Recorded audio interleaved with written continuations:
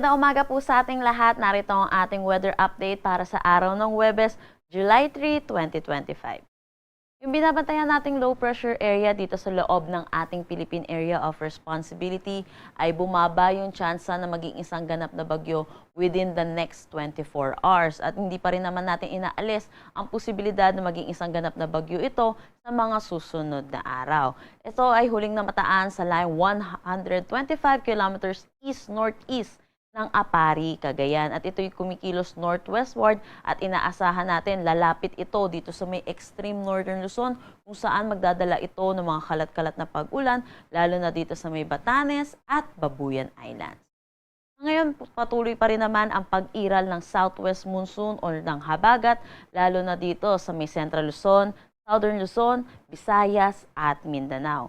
Dulot po ng low pressure area at southwest monsoon, inaasahan natin malaking bahagi ng ating bansa ang makakaranas ng mga pag-ulan ngayong araw at sa mga susunod na araw. Para na lang din sa kaalaman ng lahat, meron din tayong bagyo sa labas ng ating Philippine Area of Responsibility. Sa ngayon, ang kanyang category ay tropical storm at meron itong international name na Moon. Huli itong namataan sa line 2,500 kilometers east-northeast ng extreme northern Luzon. Kung makikita natin sa satellite image natin, malayo ito sa atin at wala na sa labas ng ating Philippine Area of Responsibility. Kaya wala itong direktang epekto sa anumang parte ng ating bansa.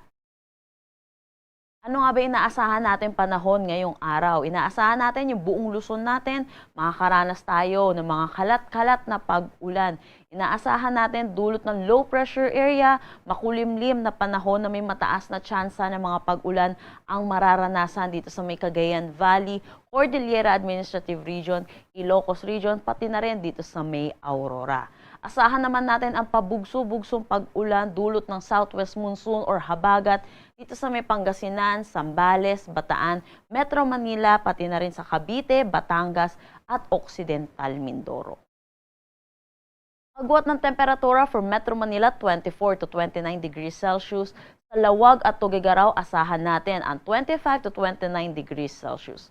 For Baguio, 16 to 22 degrees Celsius. Tagaytay, 23 to 29 degrees Celsius.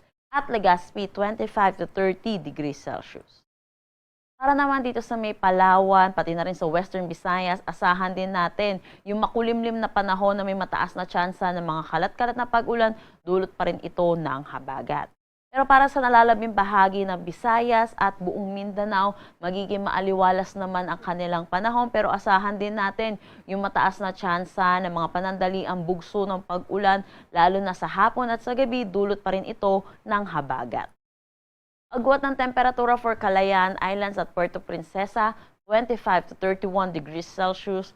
Iloilo, 26 to 30 degrees Celsius. Tacloban, 25 to 31 degrees Celsius. Para sa Cebu, 25 to 32 degrees Celsius. Zamboanga, 24 to 34 degrees Celsius.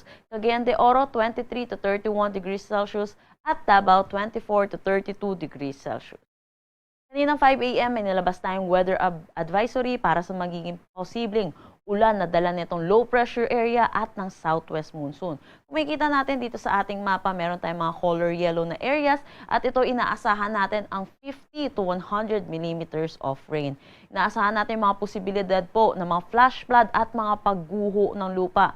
Kaya pinapaalalahanan po natin ang mga kababayan natin na mag-ingat at tumutok lagi sa updates ng Pag-asa para dito sa mga ulan na dala ng low pressure area at ng southwest monsoon.